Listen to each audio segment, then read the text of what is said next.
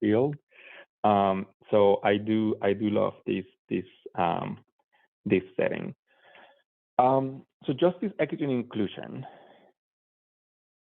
Big topic, lots of discomfort, particularly because we equate or often equate justice, equity, and inclusion with racial justice, particularly in this last wave of action that got sparked by the murder of George Floyd. But we need to always remember that justice. My metaphor is, imagine a beach umbrella, right? Like where you have, that is the justice, equity, and inclusion umbrella. Yes, perhaps a big portion of that umbrella is the racial component, but in that we also need to understand or to think that there are LGBTQ issues, there are ability issues, there are people that know different, that learn and know different than we do. So, and just to start with that discomfort, that comes because our country was created for and by that I mean, think about the people that were there writing the Constitution of the United States. It was created for and by white, cisgender, heterosexual males of upper middle class. The more intersections that we have with that, the more power and privilege that we hold in society. And there is a system that was, again, it was created by them, for them. Women did not get the right to vote in this country until 1920. And by women, I mean white women, right? Black women who did not get the right to vote until the 1960s. So it is through this process of justice, equity, and inclusion that we deconstruct that system of oppression, because this is not about Bray as a person, Kali as a person, Zach, or Ethan, Shelby, or Pat, anybody. This is not about us as individuals, but rather as that set of values that we have been accustomed to and culturalized to chase, to then strive to, and then as a system, what we call white supremacy. So how do we, with our individual action, contribute to deconstruct that system? And what I like to say is that conservation is my tool to achieve social justice, because I see them as one and the same. And so what I want to do is achieve justice in and through conservation. And let me just, so that's I guess my initial statement.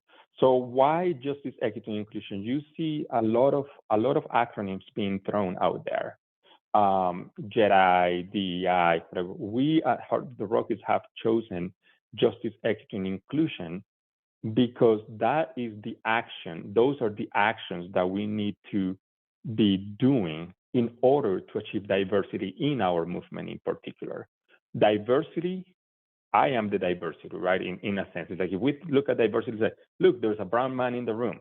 We are a diverse group. But diversity is nothing but the metric that allows us to know how well we're doing our justice, equity, and inclusion work. If we're being just, equitable, and inclusive, diversity will not only show up at the door, like I did at the Rockies 8 years ago, but it will stay in our movement, and that diversity of thought and experiences will then enrich our movement, right? What does a movement that has representation of thought across all sectors of society, right? What does a movement, and what can we as a group create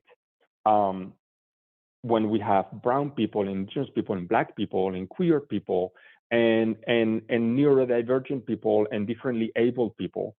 What does a conservation movement that includes all of that diversity of thought and lived experiences look like? And what does our action, more importantly, look like? And what do we need to do in order to attract and retain those people in our movement? And that's some of what we're going to be talking today about, because then at heart of the Rockies, we see justice, equity, and inclusion as a two-tier, perhaps. We see it as the internal work that we need to do, and Kali is going to talk about that, and at the external work that we need to do. And the external work is usually attached to our mission statement, right? But for us to be, and for us at Heart of the Rockies, is to increase the pace of private land protection in the Intermountain West. And the justice, equity, and inclusion lens then is how do we do the private land conservation? How do we continue to protect the resource while, when we now understand the historical context by which those lands were acquired, right? That the indigenous displacement and genocide that happened while we settled the West. How do we include that history in our conservation action in order to get closer to land justice, which is the way that we're doing? So that is our external lens. But that external lens can only and authentically happen if we are showing up authentically for the people that we care about, for our employees, right? I cannot, and I always jump to this one, I cannot morally ask a woman to go and protect a resource for a future generation when I am not protecting her while she is literally birthing that next generation. It is barbaric, it is medieval that we as a movement, by and large, do not offer adequate maternity leave for women who are birthing that next generation, while we say, go and protect, for future generations, right? We sometimes have that cognitive dissonance. So what are those tools and policies that we need to do internally, pay equity, attracting diverse staff, in order for us to, when we go and do the right thing outside of the organization, our staff knows that we're doing the right things for them also as an organization. And I will finish by saying diversity, equity, and inclusion, justice, equity, and inclusion is about all of these dimensions that make us different, that we need to celebrate as society. And we need to make sure that eventually we need to get to a place of anti-oppression and liberation. And by that, I mean, remember that I said it's not just about race, right? It's about all of those different dimensions of diversity. But we cannot truly, and this is really relevant here in the West, because we have this we do work for poor rural white communities. What is their place? How do we work in order to elevate the place of those poor rural white communities? And if we look at justice, equity, and inclusion only as a racial, as anti-racism. And that is a place of anti-oppression. But we cannot get to anti-oppression unless we go through anti-racism, because of the history of land theft, genocide, and slavery that built this country. And not only the country, and as an immigrant, I can tell you these same values are at play by brown people in my country. So it is a system that is across the Americas and across the whole colonized world. So how do we get to a place of liberation?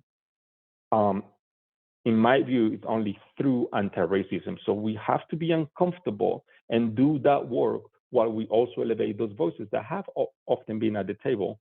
Yes, perhaps they have been disadvantaged, but those voices do have a lot more historical advantages than the voices that we need to elevate first or at the same time while we do that other work. I'm gonna leave it at that. And then I'm gonna let Callie just talk a bit about what the internal work means, or at Heart of the Rockies. Yeah, thank you, Bray. That was such a great 30,000-foot view look at justice, equity, and inclusion, and how it informs, or why it informs a lot of the work that we do at Heart of the Rockies, or all of the work that we do at Heart of the Rockies, really, at this point. Can everyone hear me okay? My husband just started vacuuming the house, which is wonderful, and I don't want to stop it. But I want to make sure everyone can hear me okay. Great. So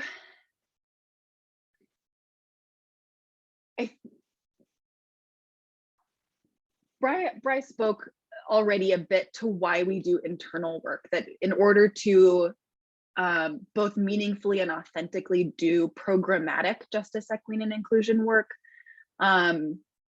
as like the foundation of our conservation work, we also need to be doing that work internally. And to me, internally both means at the staff level through policies and practices and standard operating procedures, as well as providing the space for professional development around justice, equity, and inclusion. And so it's internal as an organization, and then also internal for each staff member to support their learning and growth in this area.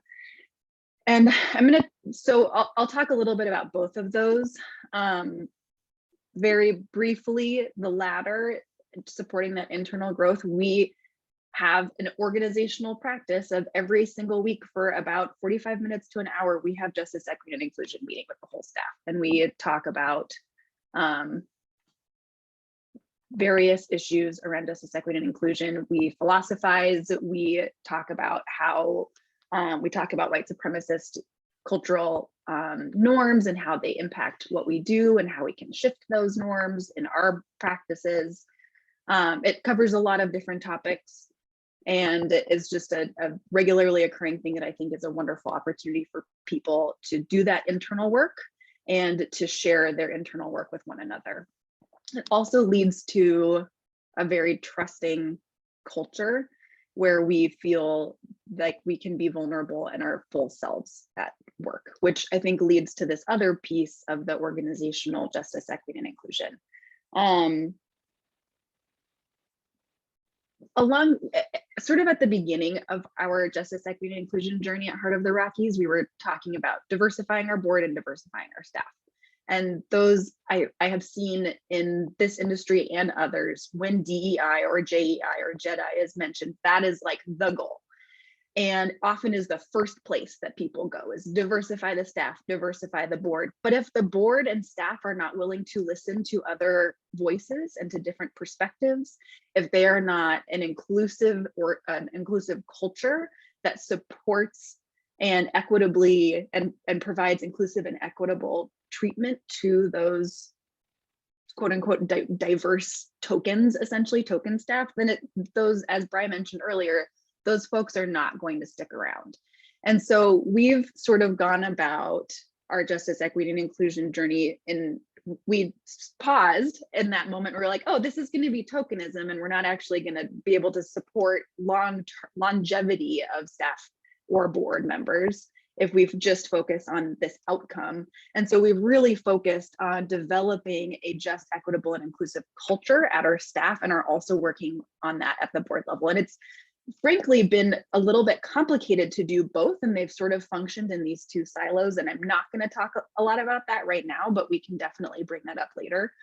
I just want to talk a little bit more about some of the specific things that we've done as staff internally, or at least the concepts that we're really leaning into. And those are really focusing on power sharing and power distribution, making sure that all voices are as important. Any one voice is as important as any other voice. And we do have a hierarchy at Heart of the Rockies, but we value all voices equally. I would say there's different levels of responsibility and authority, but everybody has influence, both within their own project of work or their own program of work, and within the organization as a whole. Some of that power sharing also is that we shifted how we structure our organization this year. We moved from a single executive director to 3 managing directors. And that was because Bray and another staff member had this great idea of having a co-managing director structure and brought it to the team. And we talked about it. We talked about it with the board and then shifted our structure. And so we had a director level person, 2 director level people bring this idea up, and then their voices were heard, and it changed how our organization works. And those are like really the power distribution and power sharing pieces. And then we also really focus on having a very trusting and open culture, a place where we have a culture of feedback, really, where we can be very honest with one another and call each other in when we see problematic behaviors or harmful language or harmful programs, or if we all of a sudden one of us has a existential dilemma about private land protection or ranching or something else that is like a core part of what we do, but it for some reason or another feels like there's a tension there with our own personal beliefs. And so we have an open forum to talk about those things, and developing a culture of feedback, both positive feedback, where we demonstrate to one another that we trust one another and value one another deeply as human beings and as team members. And then also a culture of feedback where we can do, as I was just saying, calling each other in, and also calling each other out when we need to immediately interrupt a behavior or something to say. The last piece that I want to talk about is that we really value and are shifting how we look at pay and benefits equity. And I think that in my experience in the nonprofit industry, which I've been a part for almost 15 years, there's a lot of martyrdom that I have seen, where people feel like they have this opportunity to work for a really cool and meaningful mission. And so it's okay to not get paid enough to live in the place where you're working.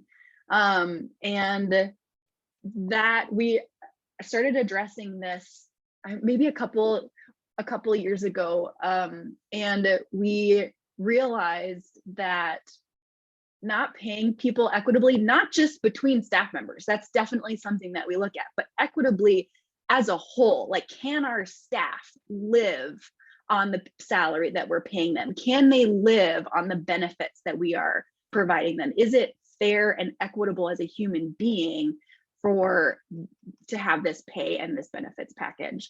And we realized that having low pay and having poor benefits really attracts a specific, I don't have data to back this up, so I haven't done like research, this is anecdotal, but it seems to attract people who either have a partner who makes a decent amount of money and who can support them, has family money that can support them, or some other independent wealth, or is okay living in kind of marginal conditions.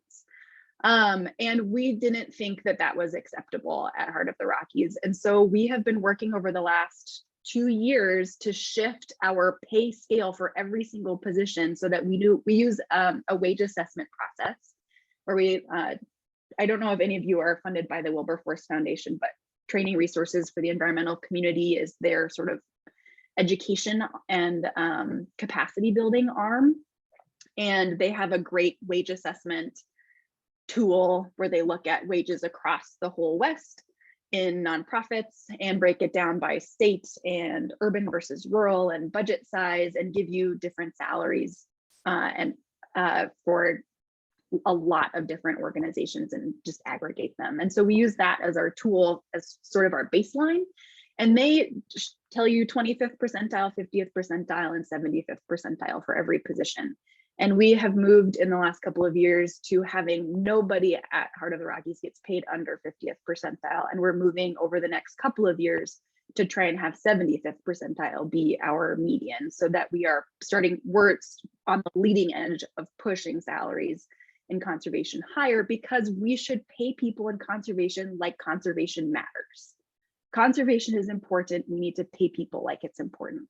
And it's in our industry, and I think COVID has really shown us this, it's not that hard to give people flexible schedules. It's not that hard to give people the opportunity to work in a hybrid fashion, to prioritize their family, to prioritize their pets, their friends, their community, and also to show up and do a really good job at work. And those two things support one another. And I'll just close by saying, like, I think that's a really great example of eschewing zero-sum mentality, that if we are providing people with a flexible schedule. And one thing that we do at Heart of the Rockies too is we offer, instead of shifting to a 35-hour work week, which is something we were exploring for a while, we now have 5 hours dedicated to resilience time in your 40-hour work week, which is essentially a 35-hour work week, just with 5 hours that like actively pays you to do things that support your health and well-being.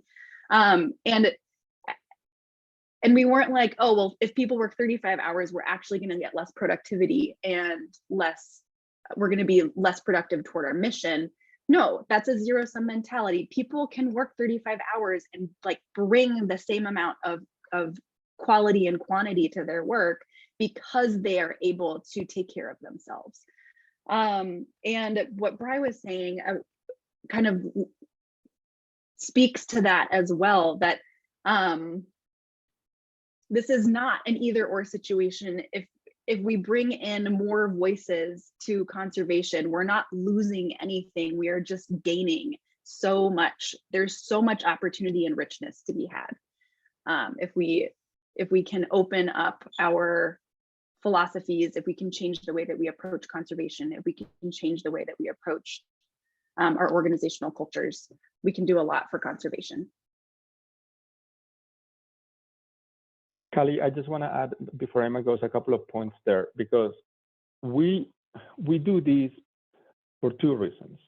One, because we understand, or we are of the belief that we need to see the humanity in each other. We need to see the humanity in our employees and elevate their humanity. But two, and it has, this is proven across the movement, but it has been true here at Heart of the Rockies, that all of these things that we're doing to increase, to be more just and more equitable and more inclusive within the organization, it creates resilience, it creates institutional memory, and it retains staff. And that institutional memory is created because we retain staff. How much does it cost to pay somebody $40,000 a year instead of $50,000 if you have a turnover of that staff member every 2 to 3 years? How much does it cost you to train the new person to get it to that level, right? So $50,000 a year is $10,000 a year more, right? So an investment of $30,000 in 3 years is going to cost you, is going to save you having wasted about $120,000, because now that person that you were paying $40,000 left, and you don't have the institutional memory, that you don't have the relationships anymore, right? So those $10,000 saving is actually costing your organization. It does cost more to have a managing structure of 3 people, but think about what would happen in your organization if you have a very decent ED that gives you a full month of leaving notice. It's like not 2 weeks, a full month. What happens at the end of that month? It's like, right? And what about if they're leaving just because of salary, or for whatever reason, because of retirement? All of a sudden, you have 2 more leaders at that organization that have the relationship with the funders, that have the relationship with the board, and all of a sudden, your organization can withstand that storm of one of the leaders leaving, and you create that resilience. We have partners that have had a leadership transition for 3 years, 2+ years without an executive director. And it costs the organization funders, it costs them effectivity on the landscape. So it is not just to be woke and to just doing something different because it's different. It's to do it because we see the humanity in people, because by paying more and by doing these things, we actually attract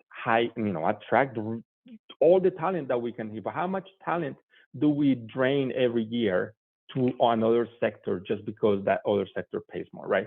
We're able to attract the talent that wants to do conservation. We're able to retain it, which makes us stronger, not only as an organization, but as a movement. So the results are organizational strength and effectiveness. Sorry, that was more than a couple of minutes. Emma? Yeah. So I think what I can contribute now is sort of, Callie and Bray have been talking at a pretty high level, and maybe I can provide some like tangible examples of how this shows up for the staff at Heart of the Rockies. And when Callie talked about, there's room for existential crises, that actually happened. And I will admit, it was me. I had an existential crisis about the very foundation and nature of ranching in the West, which is like our entire industry. So we worked through it. We're okay. We're here. But what you should know about me is that I'm a young female and I'm just a lowly coordinator. And so in the hierarchy of a traditional organization, that means that I have very little power, I have very little say. But at Heart of the Rockies, that is not at all the case. There's a lot of opportunity for me to contribute to the organization in a meaningful way, not just in a trivial way. So a couple examples of that is, Kelly was talking about power sharing and distribution, and how that has kind of shaken out for us is I'm on the fund development team and Callie is technically my boss. And so what that really means is that Callie is responsible for ensuring that the organization meets its budget needs, but despite just being a lowly coordinator, I have a lot of influence in how we go about meeting that budget. And this year I asked Callie, I was like, hey, I have this idea about how we can do our year-end giving campaign differently. And it's a lot different than what we've done in the past. It's pretty wild. And Callie was like, I'm feeling pretty nervous about this, but let's try it, let's do it. So I have a lot of ability to contribute to how the organization actually works and how it gets its money. Callie was also talking about culture of feedback and being able to call each other in and call each other out. And actually, just this morning, I got on my little soapbox and I called Gary Burnett into a conversation. And I think I've blacked it out a little bit, but I think I verbatim said the words, I think you're wrong. So there's a lot of room for a lowly coordinator to call out, Gary Burnett, who is a titan of the field, and have a meaningful conversation about, whatever it is that we're having a conversation about. I would also, can I add one thing to that, Emma? Yeah, please. And Gary Burnett hired Emma knowing that she does that because she interned with us before. And he hired me knowing that I do that I will push back. And so, Gary has done a lot to make this organization what it is, and to be the initial person to being open to this type of power sharing. Mm-hmm. And it requires coming back to Bray's initial statement, it comes back to being kind of uncomfortable a lot of the time. And so being okay, being uncomfortable is a really important part of this work, both internally and externally. Yeah, thank you, Callie. I also wanted to touch on, Kelly was talking about sort of equitable benefits and the way that kind of shows up for different staff members, which is I live a very non-typical lifestyle. And so, our policies for taking time off to care for family members isn't just for partners. I was able to take time off to care for my mom. She's got really fussy guts. She went through this whole very gruesome abdominal surgery thing twice. And I will spare you the details, but the point is that because of Heart of the Rockies policies, I was able to take time off to care for my mom. And I've done the same thing to take care of some of my best friends who are going through a hard time. And so having that access to benefits, even if it's not in a way that we typically expect it to show up, has been amazing. Lastly, how I feel about the managing director's model. There are some concerns about the managing director's model in just I think one thing that we have talked about is when you have 3 managing directors, 2 of the managing directors can gang up on the one. So yes, there are some things that you have to be wary of with this model. But what I really like about it is that it's really balanced. Each of our managing directors kind of brings something a little bit different.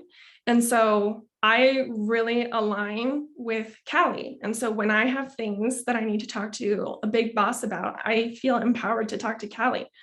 Whereas I know a lot of other staff members, would rather talk to Joanne or would rather talk to Gary. And so there's a lot of room for staff members to be able to go to someone who is more powerful in the hierarchy with them and get the help that they need and get the support that they need. So I think it's great.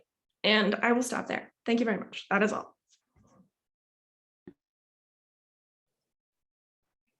Well, thank you all so much, Emma and Bray and Callie, for sharing your perspectives.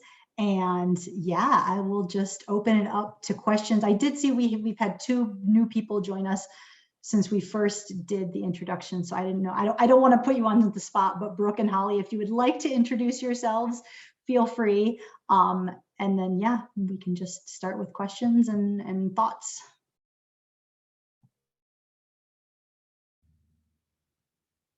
Yeah, hi, I'm Brooke. I'm with the Watershed Education Network. I was the communication coordinator, but now I'm transitioning to a field coordinator. And yeah, I'm really happy to be here. I'm sorry I kind of jumped in last minute, but really grateful for you guys being here. Glad you could be here. I'll just say hello as well, Holly Hill with the Gallatin Watershed Council. Really appreciate hearing everyone's stories and thinking about how we might be able to implement some of those types of strategies in the Watershed Council. I have one final thing that I forgot to mention before we jump into questions, and then I'm happy to talk about anything that we talked about or didn't talk about in more detail. The last piece that I think is so crucial is that we don't know, Terry mentioned this at the beginning, we don't know everything about this type of work. It's still, frankly, relatively new for Heart of the Rockies. We've really only been exploring how we fit into justice, equity, and inclusion and how we can do better as an organization for like 3 or 4 years. And part of this is continual learning individually and as a team, and continual growth and change as an organization. Yeah, thanks for that, Callie, and thanks for that reminder, because I said this at the beginning, but forgot to say it before, which is that as I think we all know, Emma and Callie and Bray are not the only people in the room who are wrestling with these questions or who have had experiences of being uncomfortable with justice and equity inclusion. So feel free to ask questions of the group and to share your own experiences as well.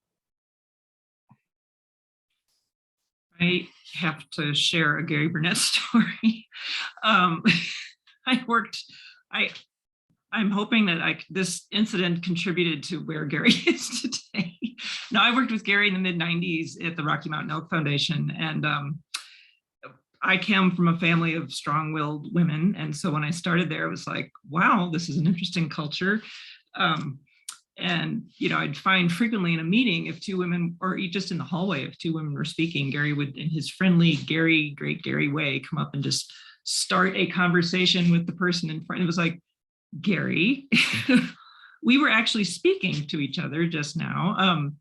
And we'd like to continue. When it's time, we'll let you in. Anyway, but it was kind of funny because Gary was always very good natured about it. I really liked working with him. I sort of lost track of where Gary was, but that's a very funny story. I just think because there was several incidences and he'd be like, oh yeah.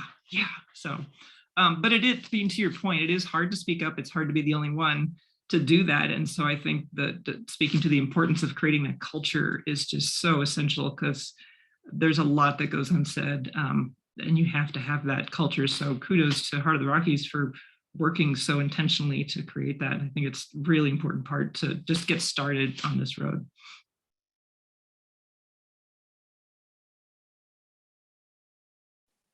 I'm kind of curious with smaller organizations, since we have all the staff of MWCC here and some of the board, how I'm sure this happened somewhat organically with you, but with a smaller organization, a smaller budget, that I'm sure you went through maybe some similar conversations where, you know, at least with MWCC, we all really get along. And I think sometimes things work really well because we all get along, but I like to sort of plan for some sort of rogue board member or rogue staff member that tests all of that. And if you don't have policies and structure in place, it can all fall apart once it's not just a bunch of good people trying to do the right thing. And so I'm curious, the line you walk between, you know, creating some user manual this tall and just sort of expecting that everyone will be respectful and do the right thing. It's a really great question and great point, Zach. I can speak to that a little bit, and then I would love to hear from my colleagues and from any of you if you have experience in this too. But that's honestly something that we're working on establishing right now, because practices are not, they're hard to perpetuate without policies, and policies are worthless without practices. So they're really important to go together. And we have a lot of practices, I think, right now, Heart of the Rockies, and we have some really good policies, and we're working on improving both of those. So we're, we recently got a grant from the Hewlett Foundation to go through a justice, equity, and inclusion audit and like series of trainings with staff and board. And through that process have just learned a ton and have specific areas of our employee handbook that we're going to be updating. And we've also just learned where sort of documents that are missing, like a standard operating procedure that talks about what our team values are and what our expectations are around interacting with one another. And so making sure that those are written, they don't need to be long, but they're written and they're part of the onboarding process is really important for new staff. And that justice, equity, and inclusion training and peer learning are also a super important part of onboarding. So making sure that the onboarding supports a continuation of growth and learning and justice and inclusion at the organization. And as far as like the budget piece goes and being a small organization, on the one hand, like Bryce said, having 3 managing directors and moving from being at like 40th percentile in pay for all of our staff to 50th and then higher does cost a lot of money. And we found that our funders are supportive of this work. And so having strong relationships with funders has been a really important part of making these transitions for us. I can add a little bit to that. I think that, so to the money part, I think we were a small organization 4 years ago when we started doing this work. When I started Heart of the Rockies, it was, I started part-time, and the other half of my time, so 50% Heart of the Rockies, 50% was Five Valleys Land Trust. And then we were able to convert that. So it was executive director, I as a 50% science coordinator, and I believe Joanne Grant, who is our another one of our managing directors right now, I am pretty certain she was not full-time either. So I think we were 2 FTEs at that time. That was 8 years ago. But and we stayed kind of like that until about 2017, and this, you know, to mention him again, Gary. But I think the legacy that is part of the legacy of Gary in this space. With Gary, we have been able to grow the organization from the 3 of us, and Gary started, to it is 11 of us today, and that is in 4 years. So the budget has come right like that. We have increased the budget not only to host 11 people, but to host 11 people at a 50 percentile plus salary. And I think, and the reason why I mentioned Gary, I think that is a testament of what Pat says. Like it was that willingness to listen and to learn and be like, oh, okay. And all of a sudden, he was able to create this team that has this diversity of views and diversity of perspectives that created something that is exciting for funders to be funding. And to, in 4 years, I think, Callie, I know you're the managing director, I don't think I can say enough, but I think we have quadrupled our budget in those 4 years because it's exciting, because the diversity of thought that we were able to create by creating this culture, it's exciting to the people that are funding conservation today. So I think that is another, yet again, another testament of like how this justice, equitable, and just equitable and inclusive worked.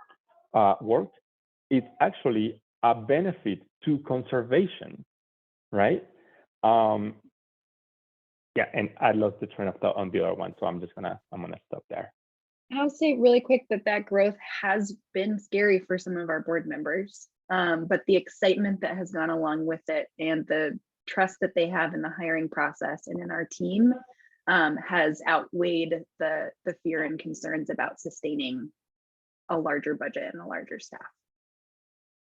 Emma, you were going to say something. My point is kind of related, so I want you to go first, and then no, I hold my thought bubble here. Go for it. I'll go after. Well, I guess to the first point that you made, Zach, on like, you know, we like each other. I think that is that is a very good starting point, because you can take that social capital that you have with each other to push each other into these places of slight discomfort where you can then grow, right? You can go and say, hey, Ethan, what do you mean by that? Can you expand on that, right? Like all of a sudden you're calling him in, it's like, you know, this is not really sounding right to me, or that is new and exciting, whatever it is, for whatever reason you're saying, hey, let's go, can you please extend on that? And if it's something that you don't agree on, you can then provide your perspective, right? Because you have that social capital with each other, you have that social capital across the organization, and you can use that to put each other in discomfort. And all of a sudden, that discomfort space, Ethan might be learning from you, and you might be learning from Ethan. And if you both realize it's like, we really don't have that much information, and why do we disagree? Let's go learn together, right? So I think that you're in a really good spot to be able to use your social capital and what you have created to then start creating that culture of feedback, and feedback being a dirty F word in our world. Oh, thank you. My daughter just brought me lunch. No, that's your treat. That's my treat. That's my banana bread. Thank you. So right, it's like feedback. Feedback is not a dirty F word, but rather feedback is something that, because when we hear feedback, it's like, oh, this person is going to tell me how I did that work wrong. But feedback is also positive, right? It's like, and it's not just like, hey, great job. It's like, hey, Terry, I really like the way that you write grants. And when you come and give us your 2 cents in this grant, in the grant, they really elevates them, and they get, more often than not, they get funded when you give us your input. That is good feedback. And having that culture of feedback then allows us to then in 2 years, maybe like, Terry, I've noticed that the last 3 grants, your level of input hasn't been where it has been historically. Is there something that we can do to support you? What's going on? All of a sudden, like, right, you're giving the person feedback that like, hey, it's not to what you have offered before, but you're also taking in the humanity. And anyway, but right, we are now able to challenge each other, and I think that you can start from that place of trust and good nature and good vibe that you said that you have at the organization, and push each other to discomfort, and then therefore more growth. It's actually a perfect segue, because I wanted to latch on to the first part of what Zach said about getting along. I'm suspicious that if you're all getting along all of the time, then someone's lying. And if it is the case that truly you all are getting along all of the time, then someone's got to stir the pot. And I mean, with care and in safety, but stir the pot. And it's also, it doesn't really cost any money to stir the pot and to challenge each other. You don't need the budget to call someone in or call someone out. And it doesn't mean that y'all can't still get along. Like, just because you're challenging each other, just because you're calling each other in and out, doesn't mean that there's still not room to be friends. So yeah, that is all. Thank you.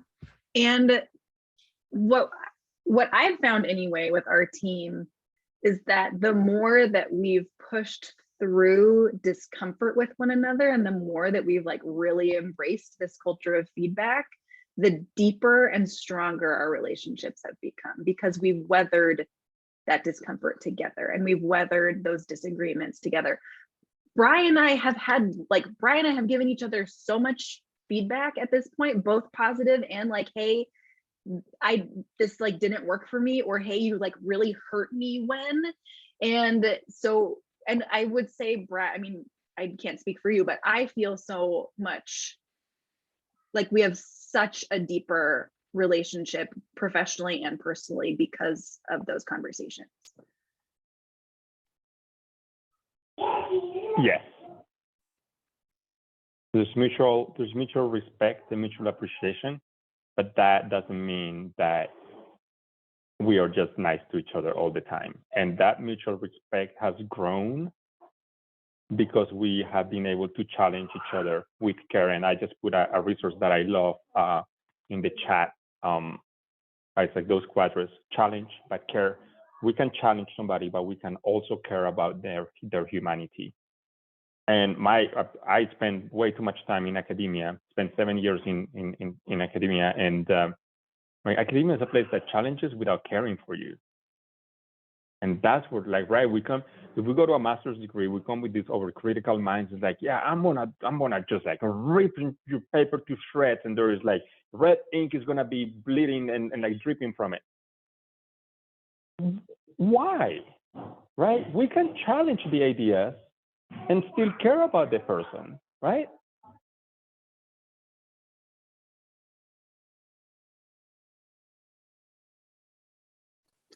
I like it, and it's also a good framing because it takes an activity that can be looked at by some of the outside world as being a bit snowflakey and turns it into more of an anti-fragile thing. You know, you're saying that in order to take on these sort of snowflake issues, you have to be willing to be uncomfortable. And so, yeah, I like that. But that concept of challenging with respect is also would sure be welcome in political discourse too. I mean, it's a way of modeling something that is desperately needed well beyond the conservation circle. Yeah, and interesting that, you know, when we talk about like the discomfort of these conversations and how challenging they are, you kind of have to be the opposite of a snowflake to do them. So we should emphasize that in the political discourse. Actually, I'm not a snowflake. Yeah, it takes courage also because there's that individual work part that it, you know, that part takes enormous humility and just work on courage. Yeah.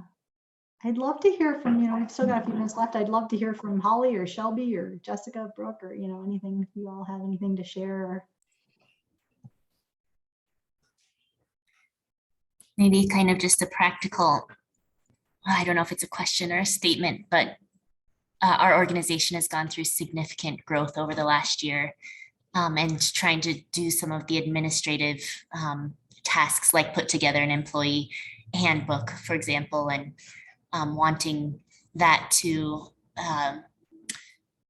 really contain some of the culture that everyone's been talking about on this call somewhat, and was guided actually by a attorney when we had it looked over by an attorney not to have any of those kind of cultural aspects in our employee manual and to have sort of a separate cultural document or guidelines, which was surprising and sort of disappointing, I think. And ultimately we ended up taking out a lot of the sort of more cultural aspects of our work and how we do our work. And just curious, yeah, if anyone else has done that, kind of separated the policies and sort of the legal expectations from more of how you operate in terms of your interactions with each other, or if you've managed to combine those and maybe we look into sort of a different attorney maybe for looking over some of our policies like that.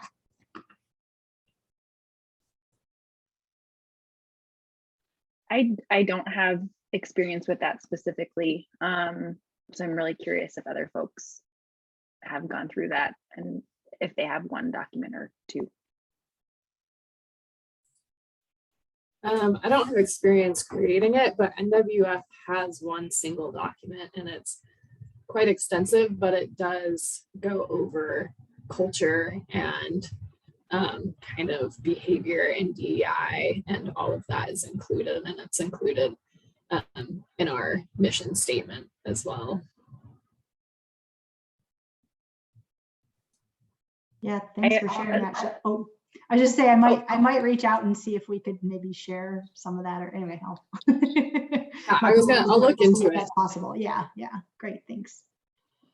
And I imagine that NWF as a national organization probably has also had attorneys look through that. So I imagine that it passes muster as an appropriate legal document.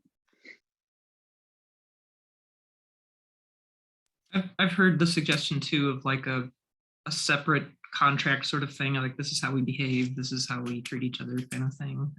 But there is something to be said for having it in the actual employee manual. Yeah. Well, we're coming to the end here, and I do want to be respectful of everyone's time. But just so you know, I will be sharing. There's a few resources that were shared here. I'll make sure to. It sometimes takes me about a week, but I'll get the recording out, and some of these resources. Bray also shared with me a great article that Heart of the Rockies talked about recently that's very related to this topic and this discussion. So I'll get all those things out. Shelby, I might ping you to see if that policy is worth sharing. So I'll get that all out in about a week. And also just a reminder, I usually announce our upcoming lunchtime conservation conversations. June and July is still a little up in the air, but we're working on a conversation or two about federal infrastructure funding, especially particularly the partnership that NIFWIF is creating, and/or maybe Montana forestry funding. So stay tuned for that stuff. And that's all at the MWCC training page. That's all that I have. I'd love to leave the last word to any of you all. Anyone have any last thoughts? I just wanted to say thank you to all of you for taking an hour of your day to come in and being here with us and sharing this space. Yeah. And I guess I was going to steal the last word anyway, because I just want to, again, they say thank you so much. I just have so much gratitude for the three of you, Emma and Bray and Callie, for showing up and spending your time with us as well. And for everyone who came here for your interest in these topics and these conversations. Yeah, it's great to be a part of this space. I really appreciate it. Yeah, thank you all for having us. It was so wonderful to meet so many of you. I hadn't met a lot of you. So great to meet you, Jessica and Pat and Shelby and Holly and Brooke and Ethan. And nice to see you again, Zach and Terry. Please also feel free to reach out if you have any follow-up questions or conversations. Terry, would you share our emails in that? I was going to say, I have actually done that. And yeah, also when I send an email out to everybody, I'll be sending it to people who didn't show, like who registered but didn't show up. So I'll probably CC everybody else. But maybe, yeah, if that's okay, I can CC the three of you. Yeah, absolutely. Great. And if anybody wants to get in touch with anyone else on this call who's CC'd, let me know and I can do that. Thanks, Terry. Thanks for putting this together. Yeah, thank you all. Bye. Thanks very much. Take care. Bye, thank you.